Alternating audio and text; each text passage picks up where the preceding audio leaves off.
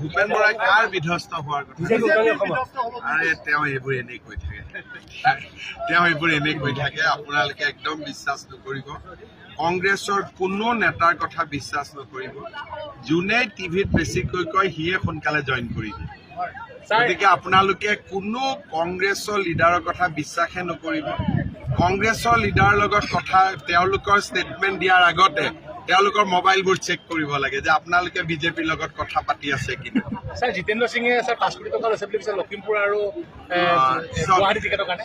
এইবিলাক অভিযোগ মই কমেণ্ট দিব খোজা নাই কিন্তু ছ'চিয়েল মিডিয়াত ওলাইছে চেকৰ কপিও ওলাইছে গতিকে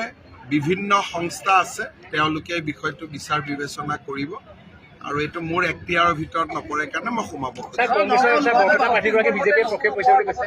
কি কৈছে কংগ্ৰেছৰ বৰপেটা পাৰ্টিগৰাকী বিজেপিৰ মতে হৈছে বুলি কৈছে কংগ্ৰেছৰতো গোটেই কেইগৰাকী প্ৰাৰ্থী আমাৰ মতে হৈছে কাৰ্বি আংলঙত 24 চনত আমি এখন ৰাজ্যিক ইউনিভাৰ্চিটি কাৰ্বি আংলঙত আমি আৰম্ভ কৰাৰ কথা ভাবি আছো স্যাৰ লাহৰীঘাটত কালি ভূপেন বৰাই কৈছে যে নগাঁও সমষ্টিৰ নিৰ্বাচনী প্ৰেক্ষাপটে অসমৰ 14টা লোকসভা সমষ্টিৰ তেওঁ কালি অদ্ভুত কি কথা ক'লে মই নাজানো তেওঁ লাহৰীঘাটত কালি ইফতাৰ কৰিছিল আৰু লাহৰীঘাটত ইফতাৰ কৰি ক'লে যে লাহৰীঘাটে যি সিদ্ধান্ত লয় সেইটোৱে উজনি অসমীয়া সিদ্ধান্ত মইতো বুজি নাপালো মৰিগাঁও বা লাহৰীঘাটত ইফতাৰত লোৱা সিদ্ধান্ত এটা যোৰহাট শিৱসাগৰৰ মানুহে কিয় মানিব এইটো আপোনালোকে ভূপেন বৰাকে সুধিব একচুৱেলি ভূপেন বৰাইও কি কৈ থাকে তেওঁ ইফাল ইফাল দুই কুল ৰক্ষা কৰি ক'ব লাগে গতিকে তেওঁ মাজে মাজে কিবা কিবি কৈ থাকে সেইটোকে কিন্তু তেওঁ দুই কুল ৰক্ষা কৰি কৈ থাকে আৰু বেছি সময় কংগ্ৰেছৰ ক্ষতি হোৱা কথাটোকে তেওঁ কৈ থাকে কাৰণ লাহৰীঘাটত ইফতাৰত কোৱা কথা এটা যোৰহাটৰ মানুহে কিয় শুনিব শিৱসাগৰৰ মানুহে কিয় শুনিব তেওঁ কৈছে যে আমি য'ত থিয় হৈ আছো বা মধ্য অসমীয়া লোৱা সিদ্ধান্ত এটাই উজনি অসমত শুনিব কি হ'ল আমি ইফতাৰত কি খালে যিহেতুকে দুজন প্ৰাৰ্থী আছে এজন জয়ৰাম ইংলেং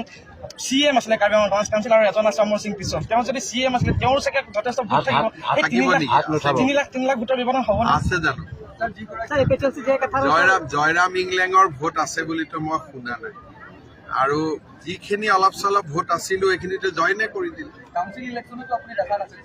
কাউন্সিল ইলেকশ্যনতো তেওঁতো ঘৰৰ পৰাই ওলোৱা নাছিল গতিকে এইবিলাক উঠিছে আৰু কোনোবা এজনটো উঠিব লাগে স্যাৰ সংখ্যালঘু এলেকাত দৰে বলে সংখ্যালঘুসকল বিজেপি যোগদান কৰি আছে কি ক'ব আপুনি আমাৰ চৰকাৰৰ দিনত সংখ্যালঘুসকলৰ প্ৰতিও কোনো অন্যায় হোৱা নাই আমি সকলোৰে কাৰণে সমানে কাম কৰি আছো গতিকে তেওঁলোক যিমানে বিজেপি দলত আহে নৰেন্দ্ৰ মোদী ডাঙৰীয়াৰ উন্নয়নৰ প্ৰক্ৰিয়াটোত অংশ ল'ব পাৰিব আৰু দূৰে দূৰে থাকিলে দূৰে দূৰে থাকিব লাগিব সেইকাৰণে মই ভাবো যে যদি কোনোবাই যোগদান কৰিছে এইটো ভাল কথা আমিতো সকলোকে বিচাৰো সবকা সাথ সবকা বিশ্বাস আমিনুল ইছলামে হৰুৱাব পাৰে হৰুৱাব নোৱাৰিব পাৰে মই নাজানো কিন্তু বৰ্তমান তেওঁলোকৰ তাততো নগাঁৱৰ পলিটিক্সটো এতিয়ালৈকে আমিনুল ইছলামেও কয় তেওঁ জিকিব প্ৰদ্যুৎ বৰদলৈ কয় তেওঁ জিকিব কিন্তু আপোনালোকে টিভিত পেপাৰত মানুহৰ লগত কথা পাতিলে দেখিব যে এইবাৰ নগাঁও আসনখন সুৰেশ বৰাই পাব বিজেপিৰ পৰা নগাঁও মৰিগাঁও অঞ্চলত একমাত্ৰ ইছ্যুটো হ'ল মাথাউৰিটো চাপি আহিলে চব কাম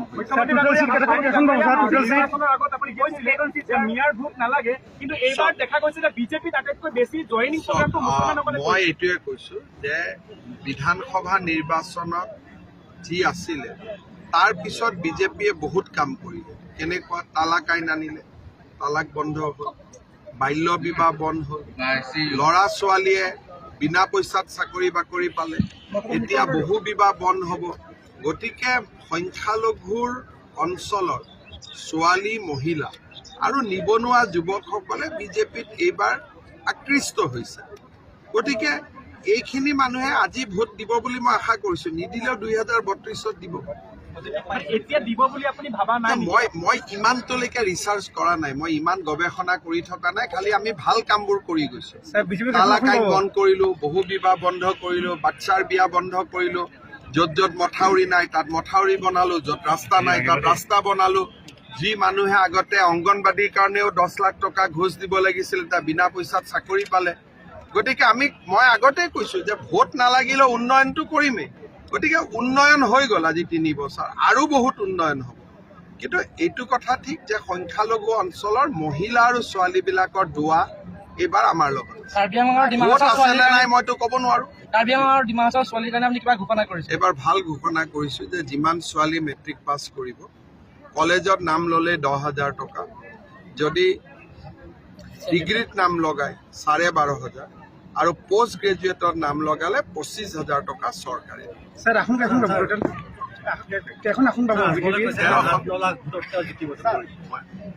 আজমল আৰু ৰকিবুল হুছেইনৰ কথাক লৈ মোৰ কোনো ইণ্টাৰেষ্ট নাই ধুবুৰীত আমাৰ ধুবুৰীটো মই গিভ আপ প্ৰথম দিনাই কৰি থৈ দিছো কিন্তু ধুবুৰীৰ 4টা বিধানসভা সমষ্টিত আমি লিড পাম আৰু সেই লিড পালে বিধানসভাত আমাৰ ফলাফল ভাল হ'ব লোকসভাতো আমাৰ প্ৰাৰ্থী আছে চেষ্টা কৰি আছে কোনোবা সুৰুঙাই যদি জিকি যাব এইটো বেলেগ কথা কিন্তু বৰ্তমানলৈকে আমাৰ জিকাৰ সম্ভাৱনা কম যেতিয়া ধুবুৰীত প্ৰচাৰত যাম তেতিয়া গম পাম যে জিকাৰ পৰিৱেশটো আছে নে কিং মেকাৰ হাৰি গৈছে বুলি ক'ব লাগিব কিং মেকাৰ হাৰি গৈছে বুলি ক'ব লাগিব ধুবুৰী সমষ্টি মই নাজানো এইবিলাক মোৰ ধুবুৰীলৈ ইণ্টাৰেষ্ট নাই সেইটো কাৰণে আমি বহুত ভাল কাম কৰি আছো এইবাৰতো যিমান মানুহৰ হাতত ৰেচন কাৰ্ড থাকে প্ৰত্যেকটো পৰিয়ালতে অৰুণোদয় পাব গতিকে আঁচনিৰ পৰা কোনো বাদ যাবই নোৱাৰে এইবিলাক আমি ভাল দৰৱৰ দাম বঢ়াৰ মই তেনেকে খবৰটো পোৱা নাই কাৰণ আমিতো 5 লাখ টকাৰ কাৰ্ড দিয়ে দিছো বিনামূলীয়া দৰৱে পায় মেডিকেলত আপুনি 14লৈকে আপুনি কিয় ঘূৰি গ'ল এতিয়া হঠাতে 14টো কিয় মনত পৰিল এতিয়া 23ৰ কথা কওক ইলেকশ্যন আছে 23ত আপুনি ঘূৰি গৈছে 14ত তেতিয়াহ'লে আমি ঘূৰি যাব লাগিব 1947 চনত বহুত কিবা কিবি হৈ থাকিল নামটোৱে মোৰ পুৰা মুখস্থ কি পাৰ্টি নামটো পুৰা অল পাৰ্টি মানে তেওঁ অল পাৰ্টি হলেতো তাত আমিও থাকিব লাগিব তাততো আমি নাই গতিকে নামটোতে কেৰণ আছে all party hill leaders convention তাৰমানে তুলিৰাম হিল লিডাৰ নহয় নেকি বিদ্যা সিং ইংলেং নহয় নেকি হৰেণ সিং বে নহয় নেকি দেপুলাল গাৰ্লুচা নহয় নেকি তেওঁলোকে এইটো পাৰ্টিত নাই গতিকে অল পাৰ্টি কেনেকে হ'ল এইটো মোক বুজাই দিয়ক গতিকে প্ৰথম কাঠাৰ চাহাবক সুধিব যে অল পাৰ্টি লিখিব নালাগিছিল লিখিব হৈছিল ছিংগল লিডাৰ হিল কনফাৰেন্স তাতো অল পাৰ্টি লিডাৰ নাই ইংলেং চাহাবৰ দৰে ডাঙৰ লিডাৰ আছে নেকি কাৰ্বি আংলঙত হয় নহয় কিমান দিন CM আছে আপুনি 5 বাৰ CM তেওঁতো নাই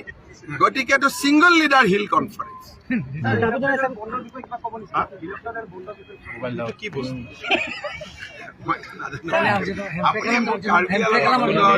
কাৰ্বি আংলঙত ৰাস্তা কি আছে ইউনিভাৰ্চিটি